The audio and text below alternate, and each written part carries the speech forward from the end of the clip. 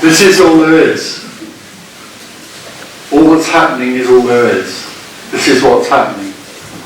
An apparent room, apparent people sitting on apparent chairs, listening to sounds, the voice. Feelings are apparently arising, thoughts arising, anticipation maybe, wondering what's going to happen or what we'll talk about. So there's just what's happening. It is that, as simple as that. Just exactly what's happening is all there is. It's all there is. Even the idea that there's a future or past, or that you live there or you live there or whatever, is all happening in this, as this. And the suggestion here is that is empty fullness. It's not emptiness taking form as fullness, it is empty fullness. One, simultaneously, which doesn't make sense. So this message doesn't make sense. You can't understand what we're going to share together. I don't understand it. It can't be understood. It's about unknowing. We're pointing to something that's unknowable. Because in that empty fullness arises all of this, and what also arises in this empty fullness is self-awareness. Suddenly self-consciousness as a tiny child takes form like an energy. There's a sudden sense of self-identity. I am someone. And out of that grows, the child grows and takes on the experience of separation. Essentially, the experience is I am a person and life is happening to me. I am a person, life is happening to me. What is happening to me. So there's a sense of separation with everything that's happening. A sense that I am this and these things are happening to me as a person. And that sense is, it grows and grows and grows, and is confirmed by lots of other apparent individuals who are in that experience as well. I'm an individual, and life is happening to me. And it's a story. I have a story, my story, your story, his story, her story. All of that is going on. And somewhere, in a deep sort of way, it's deeply unsatisfying. There's something about it that's unsatisfying. Most people wouldn't necessarily recognise that, but there is a sense that being separate from everything and having everything happening to you, living in a dualistic experience, is unsatisfying. So some people feel that quite strongly and look more deeply at why they don't feel satisfied, why they can't find fulfillment. Because the individual lives in a set of experience. It lives in a sort of dualistic wheel. It's going round in a wheel of events. One event happens, and then the next happens, and the next happens. And nothing, it's all transient, it's all passing by. And so when let's say the seeker for fulfillment tries to find fulfillment, it can't find it because everything that's happening is coming and going. Nothing stays constant. Because it lives in the experience of dualism. In fact, it not only lives in the experience of dualism, but the me, the self, the I, is dualism. It doesn't enter a sort of grey cloud called dualism. It is dualism. It lives in that. That's its experience. And so every attempt that it makes to find a fulfillment that is constant is completely doomed to failure. It's completely futile because it's looking for a something. It lives in a subject-object world, so satisfaction or fulfillment is another something that it thinks that it can learn to have and live in. And that's why there's a futility in it, because it's seeking for something which is not possible to find. It's not possible to learn about and attain and experience what it really longs for. So what we're doing today is sharing in what's just been described. It's possible that the belief systems that surround the idea of self-identity, I am a person, those belief systems which take form and become very constant in the person, they might unravel they might lose their stronghold. The other thing that happens in something like this, when there's an openness to something that's beyond the self, and then there's an openness to something that's unknowable, something energetic can happen, so the fixed, the contracted energy of being separate can loosen into something boundless. Apparently.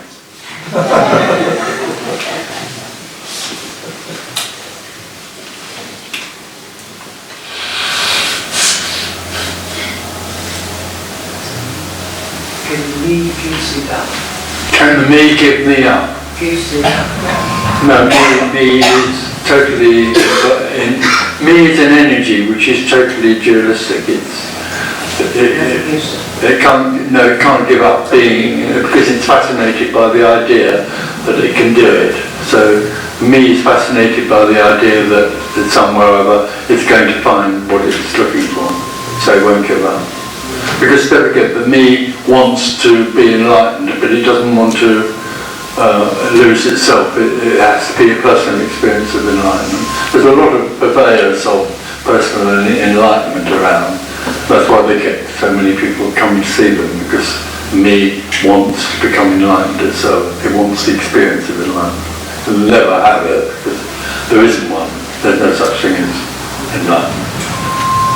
But it won't give up. So it goes on and on. I mean, it won't give up trying to make its experience better anyway. What you see in the world is me trying to make its experience more pleasurable with money, wealth, lots of love. It looks like that the me gives it up more, like a process. It looks like well, the me can't do anything because there's nothing, there isn't a me that can take action like giving up, taking action.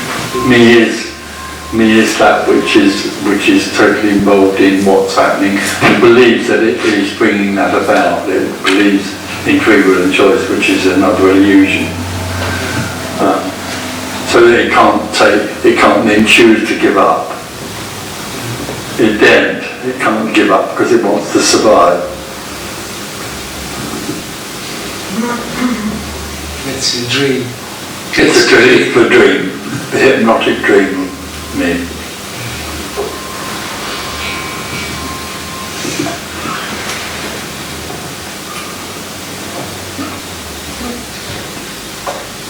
So religion and all of those things are me trying to create something which it can aspire to and bring about.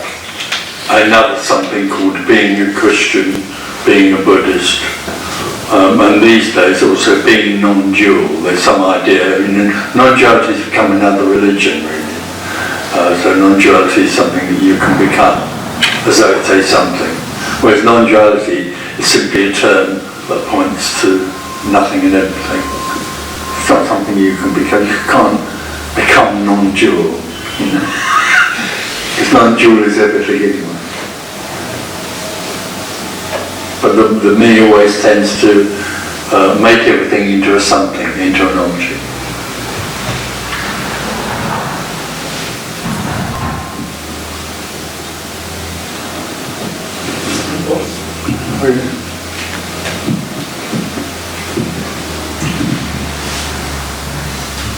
It's fair.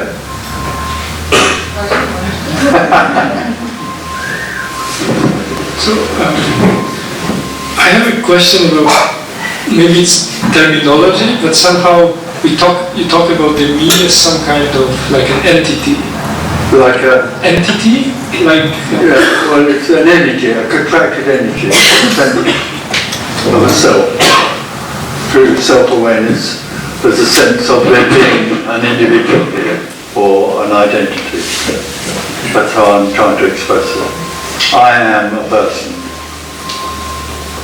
So by this sense, you mean it's like thoughts correlated with emotions that make this kind of energetic sense? Well, as far as I'm concerned, it's just energy that takes a contracted form, and out of that arises self-awareness or self-consciousness, and the sense of there being a self there, emotions and thoughts simply then, after that, support the idea of individuality.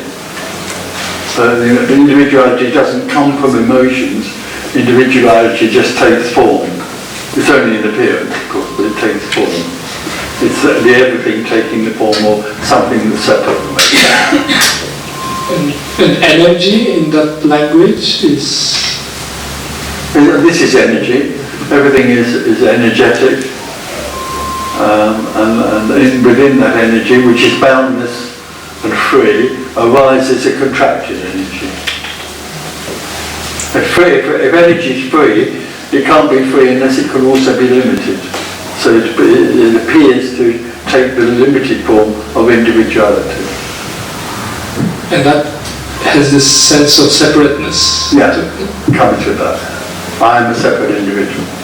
If you go out in the street and ask people, they say they are individuals and they experience of life happening to them. I mean, in simple terms, the individual will sit on the seat and be aware of sitting on the seat. That's separation. But that's what most individuals see as the normal experience. I am someone sitting on something called a seat. That's normal. Because from this perspective here, it's very difficult not to make it an intellectual discussion on. Yeah. I can ask questions, but they will all be intellectual. Yeah, but it's true that the questions and answers are conceptual, but they are also necessarily illuminating the way in which the individual does take form and build up belief systems, and these beliefs, or what's being suggested here, is those belief systems can unravel because they're based on the illusory sense of separation. All of those are words, and if you want to say that's just an intellectualization, then that's what's happening there. It seems in some way or other that although words are shared here, something else also seems to go on that's not intellectual. Doesn't matter. Nothing matters, because nothing has any meaning anyway. Fine. Yeah, because it feels like these questions that I ask, they are completely empty, like they don't... Yeah. Well, I don't know, are they? I don't know, it feels like. Okay, well that's what's happening there as well. A question that's asked is completely empty. That's not my feeling. The question that's asked is a request for some sort of illumination, and all that's happening here is an illumination. It's not an answer. There's no answers being given here to your life or the problem you have with your life. Because as far as this is concerned, there's nobody here who has a life. So there's nothing being, there's no advice being given. In fact, there's nothing being given at all. There's nothing for sale. But all the time you see the question as something that's empty, then that's what's happening there.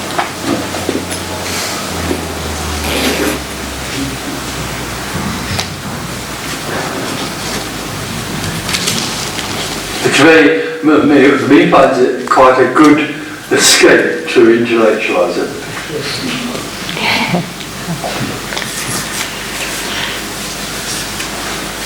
The only thing, though, what is difficult to intellectualize is a longing. So maybe let's say there is a longing, but then there is nothing I can do with this longing. I can come here and express it. It's far worse than that. No, I'm not saying there's nothing you can do. I'm saying there is no you. That's very different. The idea of there being a you is illusion. That's what's being suggested.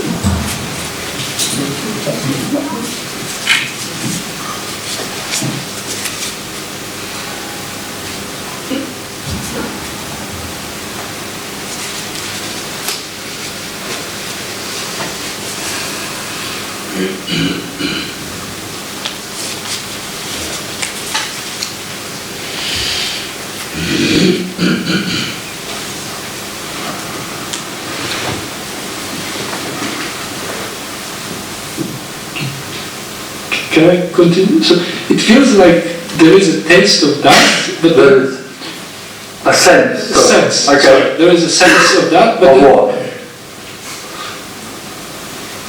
something like, I don't know how to... Something beyond the intellect. Yeah, but then it very fast gets like claimed by these conceptual structures. Yeah? This is the worst place for me to be, so to find any way out. It will do what's happening there.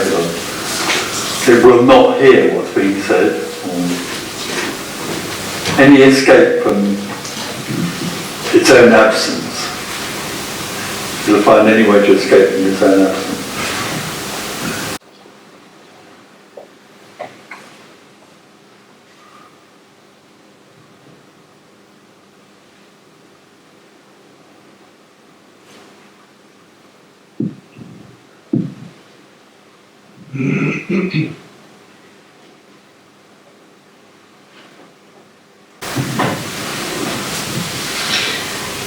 I have a question to apparently.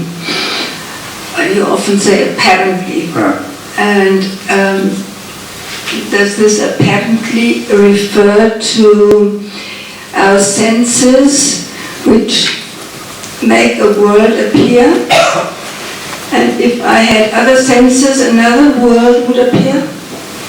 Has this apparently applies to everything and nothing. There isn't anything that isn't only an appearance. This is an appearance out of nothing. This is nothing appearing. It's not nothing down in a deep sort of hole somewhere with black and... This is nothing appearing. So everything is only apparent. There isn't anything that isn't other than apparent. Because of our senses, is that right? No, it's not because of anything. It's just simply like that. Everything is simply an appearance. It's not because of... nothing isn't in the slightest bit interested in you. The form that it takes. There's just nothing taking that form. So everything that arises is simply nothing appearing to be something. It's empty fullness. This is emptiness. It's also fullness. As a room, as bodies, as sounds. But that fullness of the bodies and sounds and rooms is an appearance. There's nothing, you could go the other way and say there's nothing that's real.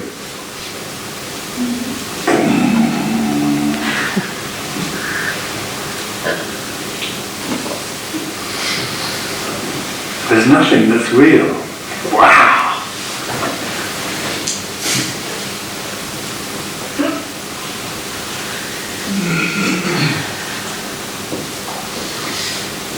How can you say that? I can't, I'm not. This is nothing, and there isn't anyone here who knows anything. There's just a response out of nothing. Nothing is responding. This is the response, this is the response.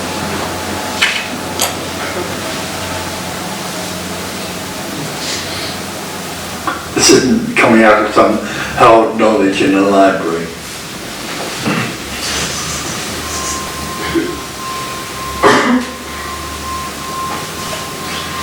If you say nothing is real, does it mean it doesn't exist? No, it means that it appears to exist.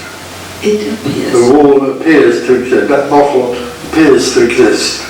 It's an appearance. So you can't say it doesn't exist because that doesn't mean anything. It's nothing, but it is nothing. Water bottling.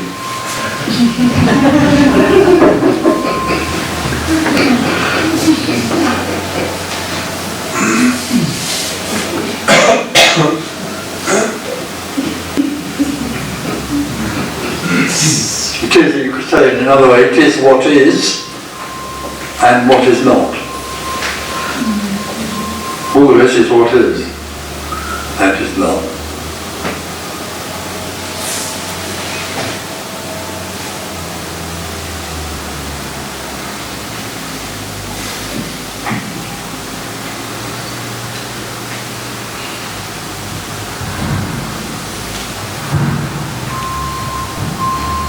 And it's all completely without meaning or purpose.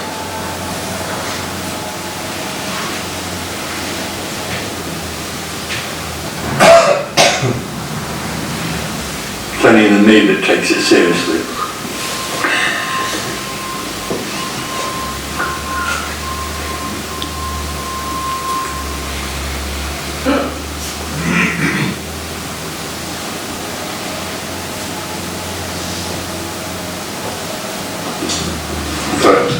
Is there more than one? No? Yeah.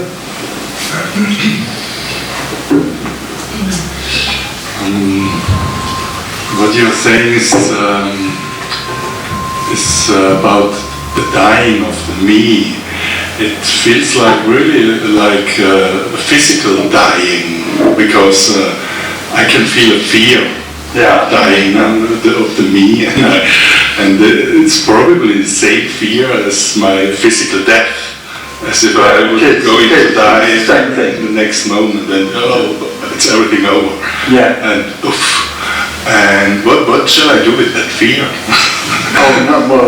But you're suggesting there's someone there who has a choice. There's no choice, there's just what there is. Fear is what is. Yeah. There's no one and nothing that can be done about it. It's just like, it is what is.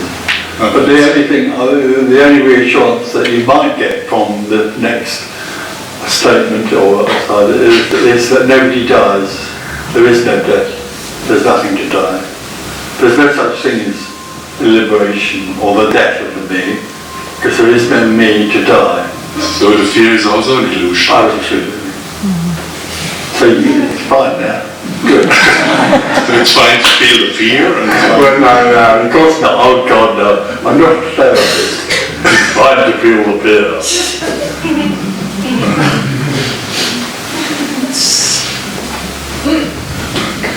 Nothing dies. But is it okay? What I'm doing now is to watch the fear or to see, but it's... Have you been told to do that? Is that something you picked up from somewhere? Awareness? Yeah, somebody told me. Well, awareness is the function which keeps me in place. Awareness is the function that keeps me separate. I am aware of my fear. So now it's alright because I'm separate from my fear. I've got fear and now I'm separate from it because I'm aware of it. That's how you keep separate. Yeah, probably I try to keep the distance to the fear, being aware of it. Awareness is very good at keeping a distance from everything. So the me ends up half alive, probably, not even that. Because it's at a distance from life. It's aware of life. It's like a fence. That's life and I'm here, and awareness is my fence. So the whole thing about awareness and consciousness is bullshit. Right? The whole thing about being aware, about being a witness, watching all the stuff going on, it's all bullshit. Totally. Oh, me is very clever. The energy, the separate energy of the self is very brilliant. It will think up all sorts of teachings which sound incredibly spiritual and meaningful, like self-inquiry and all those things, all in order to keep separate from its own absence.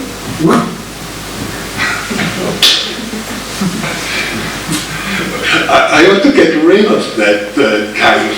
No. There is no need to get rid of anything. Okay. I fucked it up. No, you didn't. You aren't anyone. Nobody's fucked it up. It's just what it is. All of it is what it is. Nobody fucked it up. It's just that.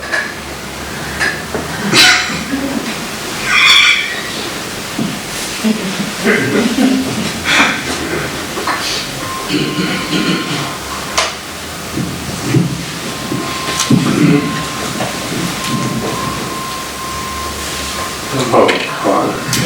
Sorry, go on. You've got to do it. Tony could one say that this appearance is light with different density, or is it too intellectual? Is it too intellectual? If you say this appearance, yes, is it light with different light, yes, with different density, or is it too intellectual? That's all right. You can go along with that if you want to. Yeah, I don't know. No. It doesn't matter. Doesn't matter. It's a way of, you know. It's a way of describing, but it isn't it. So, can you pass the mic over to you? I would like to share an experience. An experience? Yes, so my voice is not so good today. That's right. Sometimes I have the feeling as if my eyes were just like a window, and there's nothing behind of it, and just looking throughout of it, or I don't know, but there's no sense of me being there, just disappearing or something appearing. There's a sense of me, did you say? And not really. Oh, okay, just what there is. Yes, but it's really just a little spark of this experience, and there's a deep longing going there, because it feels so good. It's free and no fear. It's very simple. It's very simple. What is? It's very simple. Yes. Yeah. That's what we long for. Yes, and my question is, what can support this longing? And nothing needs to support it, it's just there, and there's nothing that can be done about it. But somewhere there's a sense of that which is longed for, the freedom and the simplicity, the innocence of what is.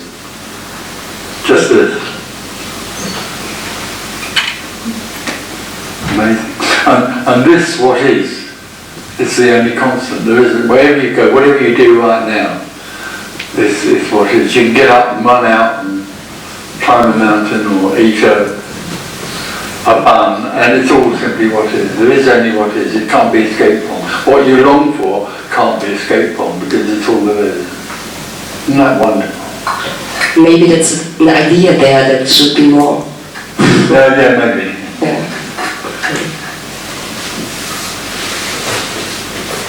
Okay. Yeah, for me, likes to be special or find something special. But what we're talking about here is very simple and very ordinary. And it seems quite difficult to keep this feeling. You or can't. this sensing, No. because it comes for a second and then goes away. One day it comes and then it goes, then it comes, and then one day it doesn't go.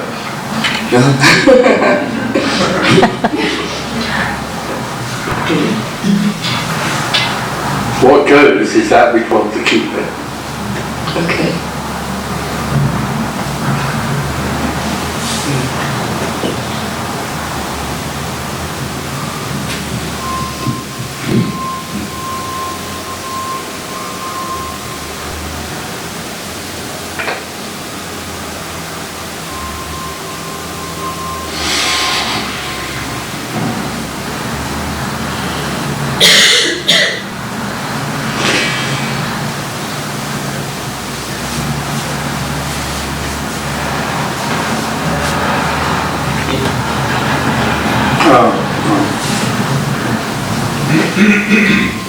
So now there is some kind of sense of like the localization in space at this point kind of seems less real.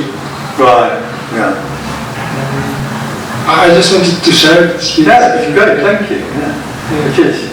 The localization becomes less and less real. Yeah, it kind of feels I'm not here, whatever the word here means. No, I know what you mean. You're dying.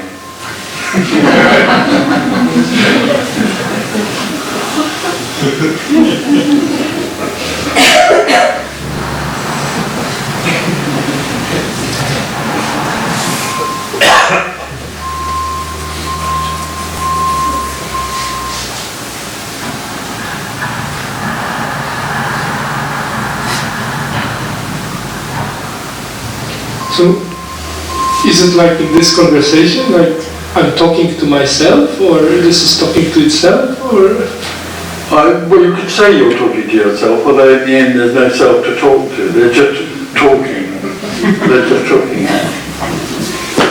And I'm not talking to you because there isn't anyone there. And there's no one here to talk to you.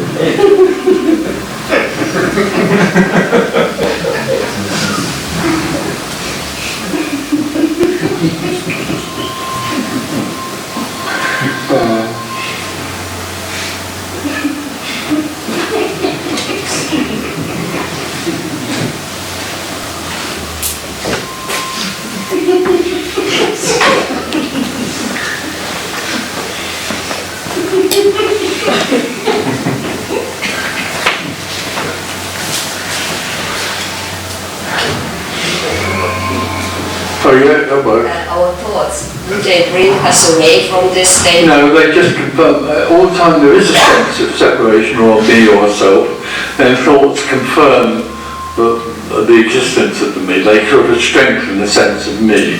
So thoughts are nothing, thinking. Thoughts are nothing, no thing or emptiness in the form of thought.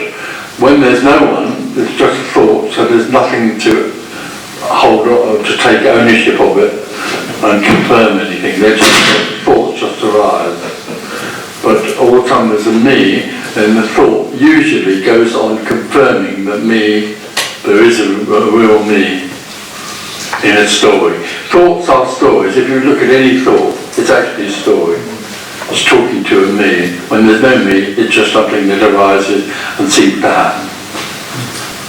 And what does block us to go into this state? What is the problem to, or what does it make so different to get into this feeling?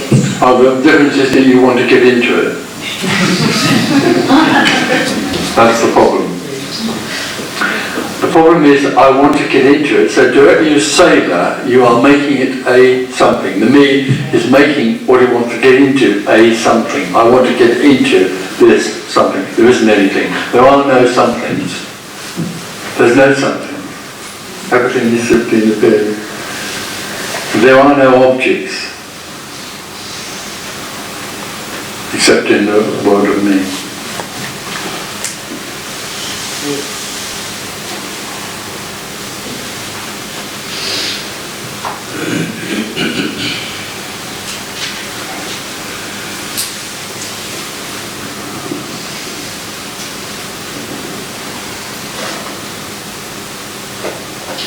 And that means when it happened, it's just a surprise for this former person?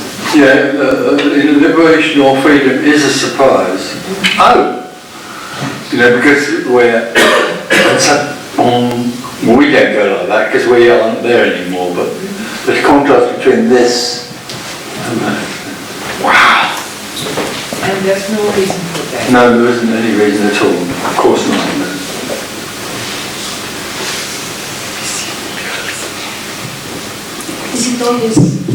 Is it always suddenly, or can it be step by step, slowly? No, it's not. It's what seems to happen for a lot of people is the sort of movement in and out, a sort of dance goes on, meing, you know, and then being, a mean, being, and then a meing, and being, and one day they just be.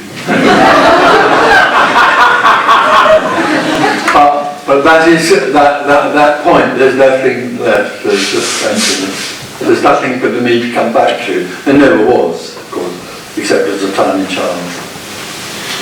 But my sense is that in the evolutionary or apparently evolutionary process, there is no such thing as evolution. But in the appearance of the process, a tiny child's brain in the first year sophisticates enough to abstract a sense of separation, and then it falls away. It's a game.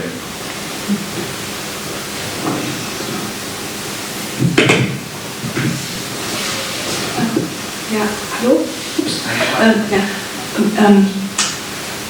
I don't know how to say it without using the word I. Yeah, I use the because word I. the language. That's okay. There was an experience of this, but it's gone.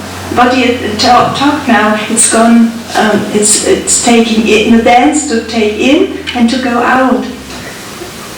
I cannot say I had the experience. There was the experience. No, you don't have the experience. It's not an experience. Yes. Just is, and then you're back. No, the I was gone at this time. Yeah.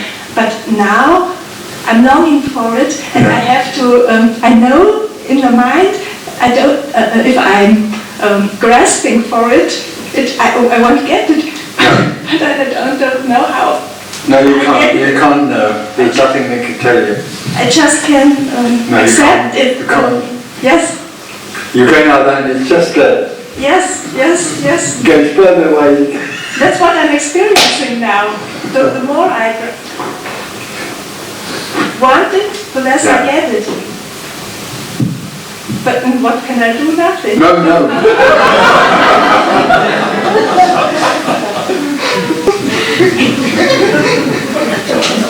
Got that wrong.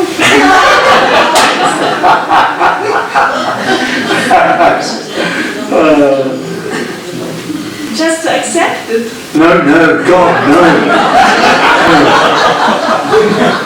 No, that's a process. No, there is no one that can accept. There's no one sitting here.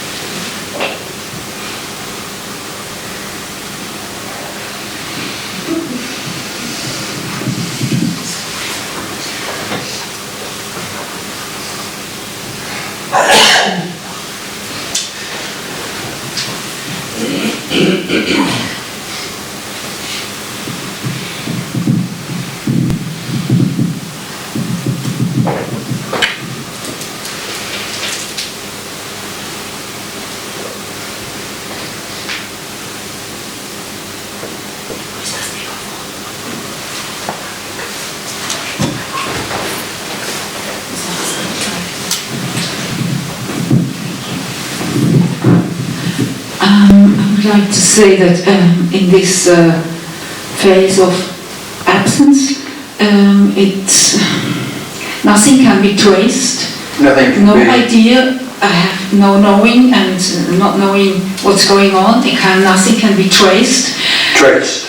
Yeah, No. tracing. Like. No. Yeah, being aware of trace.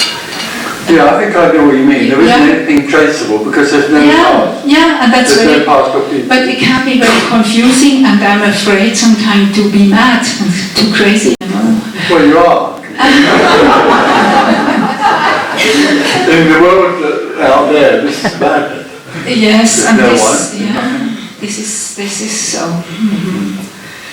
So I sometimes think I don't know, maybe changing the countries.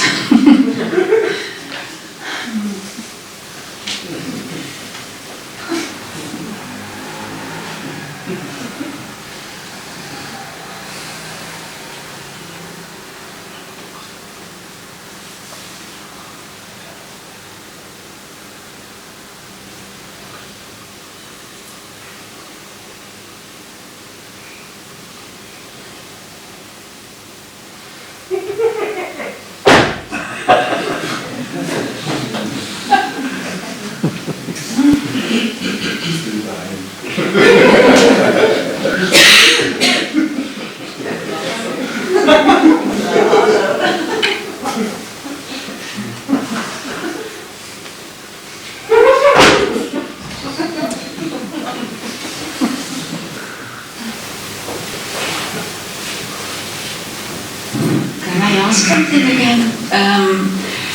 What you call the whole, the beloved,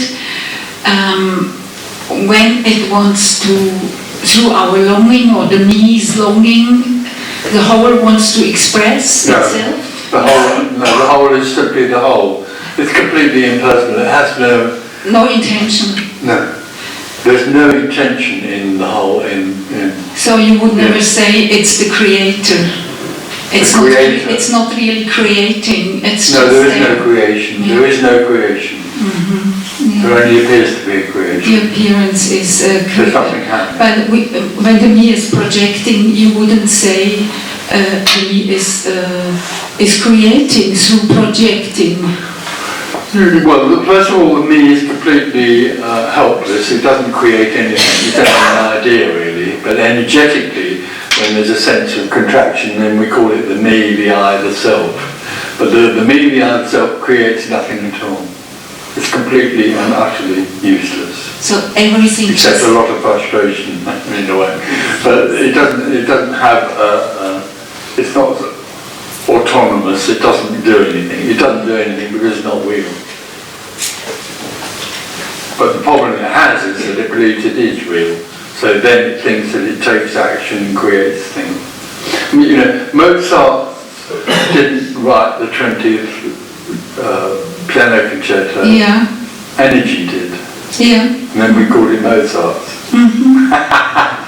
There isn't a Mozart or Beethoven. It only appears to be. It's just a form that the energy takes as an apparent body. And through that body can be channeled to music, but it's all energy. And for no purpose. You're listening to energy. It's been channeled from the beloved, from the whole, it's been channeled for no purpose, just as the sake of expression. Yeah. Playfulness. Yeah.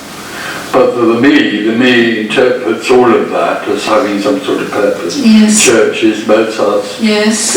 religion. They have a purpose, they're leading to somewhere. Arts. Art, all art. To a certain degree. It's meaningful. It's wonderful. Yeah.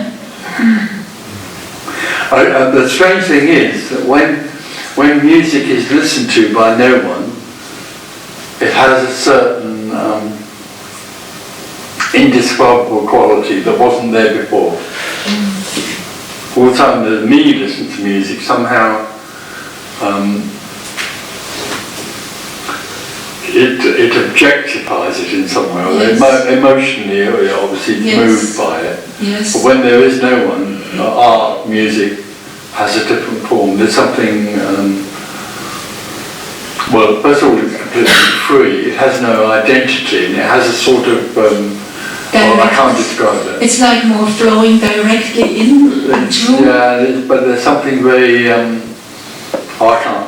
Yeah. Okay, thank you.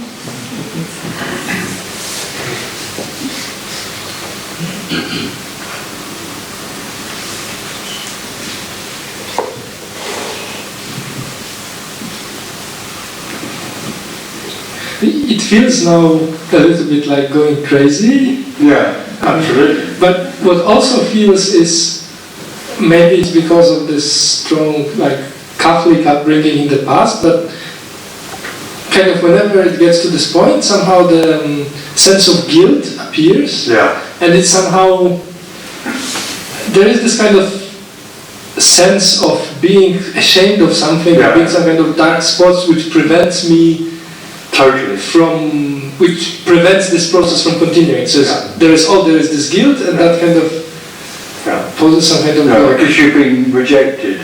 You grow up feeling that you've been thrown out of paradise. Yeah. And I'm sorry about the language, but that's really. And so everybody that's born and then becomes separate in the first year actually has built into them then, has a very powerful sense of low self-esteem. Most people, well, everybody that becomes separate feels a low sense of self-esteem or guilt or whatever you like to call it, because they feel that they're not good enough, they've been thrown out of something they can't now remember. But, so they grow up with that, and they're always trying to recompense. What you see in the world is people trying to recompense a feeling of not being good enough. Yeah, because it is as if there is a sense of having done something that I should be ashamed of, but I don't think I can point any specific... Of course you haven't done anything. Nobody ever does anything. But built into the story of me is a huge ashamedness or guilt about losing paradise. But this seems to whatever process or whatever has been felt here now, it seems to place like this doesn't go any further because of this guilt. That's the way the me survives. In that way. I mean, there are other ways, but that's one of them. There's a shield that comes down, I'm guilty, I can't get past that. Yeah. And in another way, I don't want to, because then I'll survive. It's brilliant stuff. It's brilliant. So what I'll do to pay for my guilt is become a Catholic. And, I don't recommend. Well, I know, but the Catholics are really good at guilt. Oh yes. Yeah, I remember all this, especially relating to sexuality and all this.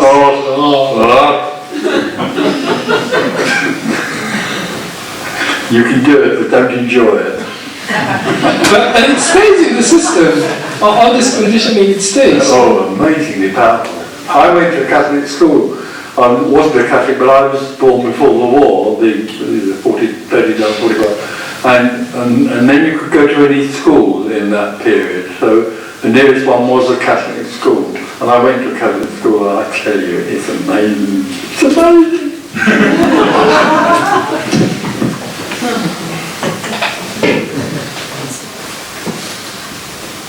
If the me doesn't exist, who wants to... Right now, I didn't say the me doesn't exist. The me is an appearance. To say something doesn't exist is not it, really. It's not real. And who is there who wants to survive? Well, the me that thinks it's real wants to survive, so it finds this sort of message terrifying or rejects it because it wants to go on continuing. It wants to continue in something it thinks is time, which it thinks is real. But in that time, it wants to also become enlightened, but it has to be enlightened on its terms. I want to become enlightened, but it's my way of being enlightened, not. So a lot of thought has to happen to get A lot these thoughts Oh yeah. to get Well, the this whole of going. life, the whole of the me's life is reinforcing essentially me. It's not real, but it's reinforcing. I am real. I am. Awareness is the thing that keeps all that going. It's really crazy that. Well, it's what it is. There's nothing wrong with that. It's only emptiness in that form. There's nothing. It's not separate from the whole. It's emptiness taking the form of that which feels separate from it, and is frightened of emptiness.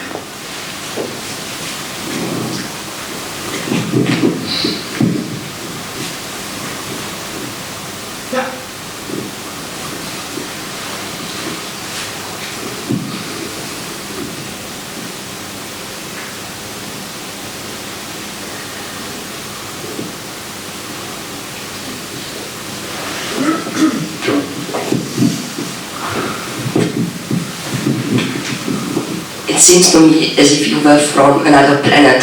Sorry? It seems to me as if you were from another planet, not from the Earth.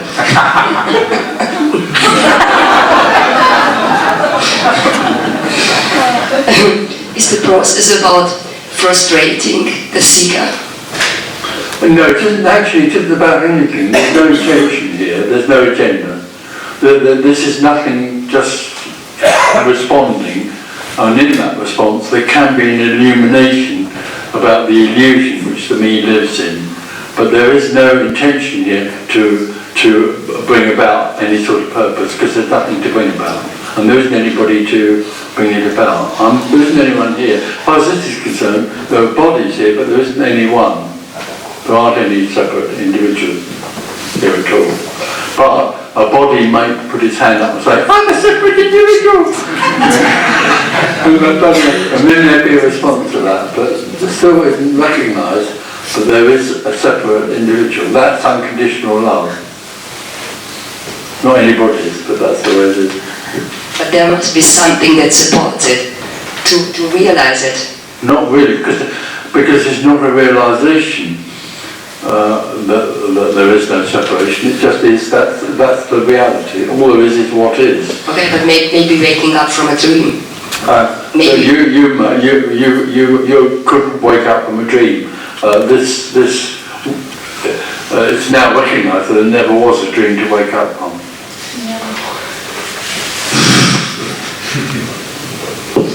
It's really frustrating.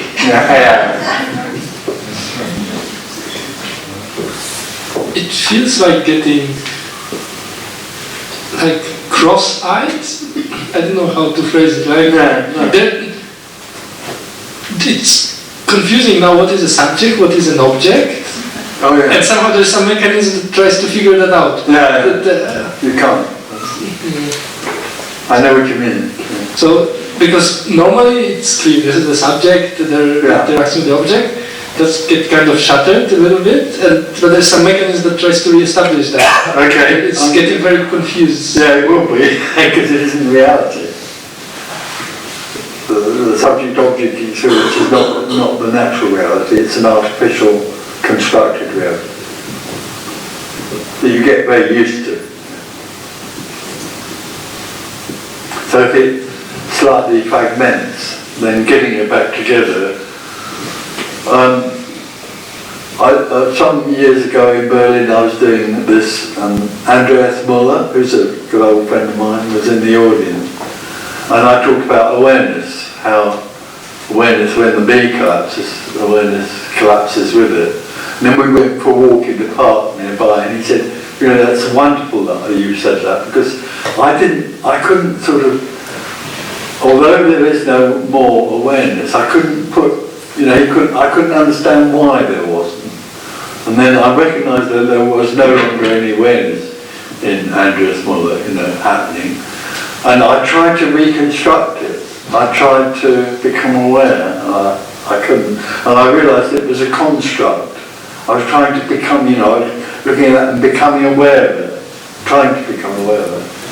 And you can't, so it had gone completely by then. So you couldn't rebuild it, because there wasn't anybody to rebuild it. But same thing.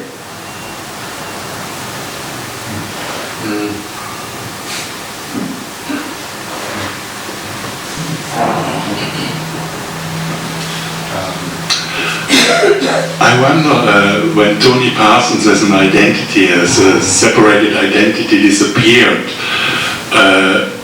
it's really surprising how you still know how the separate identity works, how it... Well I don't, but the brain does. Huh? I don't know how it works, but the brain does. The brain still knows how... It's still functioning. And when the disappearing happening, it's... I think normally you would laugh about everything what's going on. Totally. We have a friend of ours who this happened to in London, and he was out shopping and he went back into his house and he put the shopping down and he totally fell in love with the kitchen units, you know, the sink and all that. And he actually laughed for 3 weeks. He just roared with laughter most of the time. It is, you know, it's, oh wow, you know, how ridiculous this is. Well, I thought this, how ridiculous that I thought all this was important. Why are you doing it when it's so ridiculous? This whole thing we are doing here. I'm not doing it. It's what's happening. There's no one here doing anything. And this body doesn't find it ridiculous, this whole thing we are doing here? No, it's endearing. Endearing? Endearing? This loves the whole thing of me and the story and all that, but it's not. In a way it's ridiculous because of course people are chasing around looking for something that already is. Yeah. It's crazy. I mean, this is it. You don't need to go anywhere because this is it. This is what. But of course the problem within me is that it thinks it's a something, so that's why it does it.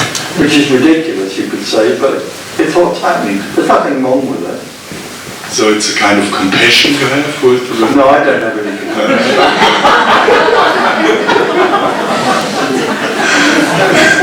There is something like, oh no, there isn't anything here doing anything, so there's not, oh I must save the world, crap.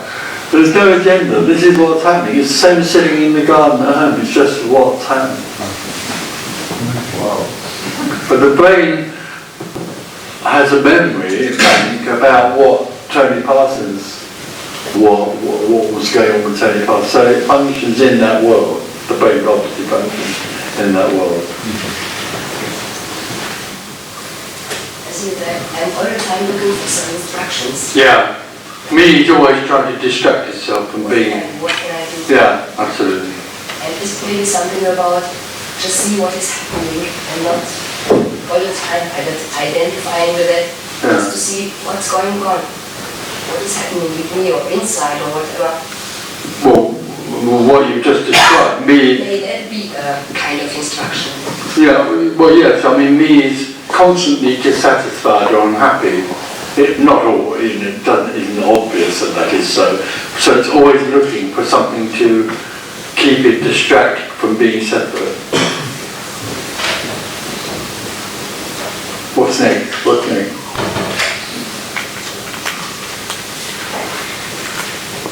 It's not what's this. All there is this, and this is the beloved. There is only the beloved. But the me can't recognise that, obviously not over. So it's always looking for the beloved somewhere else in the film or a glass of wine or painting or whatever. It's always looking for something which will distract it from what it is most longing for.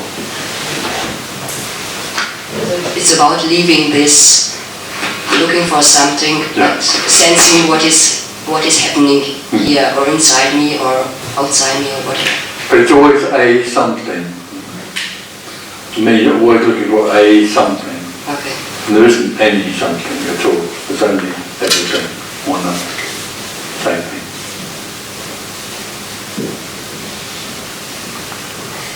So what you are sensing, outside of you there is no separation. No, there's nothing sensing anything here. There just is what is.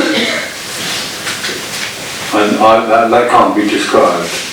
Okay. So in another way, if it's easier, there's nowhere to go because this is it.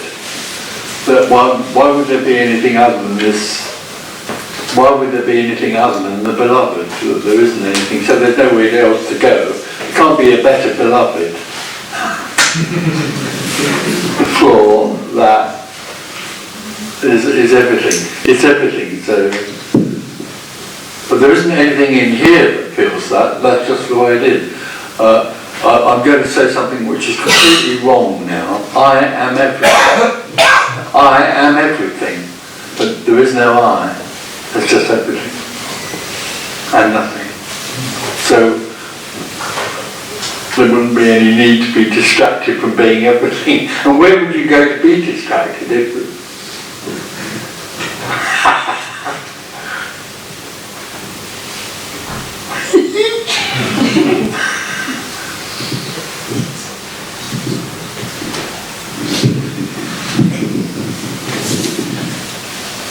What you just said now, this is like a collapse of the futility to get an experience of everything. Well, you can't, there's no one that can experience this. No, that I want to say this. Oh, sorry. What you just said, this is everything. Yeah. Is here like a collapse of the futility to get an experience of everything.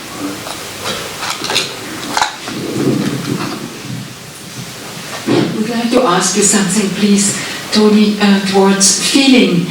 Feeling? Yeah, the perceiver of the feeling is the me, I guess. But when feelings are felt by nobody, is there just the beloved and the whole feeling these feelings and nobody knows this feeling? But it is, but for the me feels that it's a direct experience that it is they're having. I experience being healed. Everything that arises is the beloved in appearance. But for the individual who lives in this world of its own, the me world, the experience of healing is something that it has. I am being healed. It seems so utterly crazy. No, well, it's what it is. There's nothing wrong with that. Yeah, but how the world and how this was perceived before, it's so crazy. It's only an energy that happened. There wasn't a God that perceived me. Yeah. There's no God. There's just an energy which takes the form of separation, the separate me. Yeah.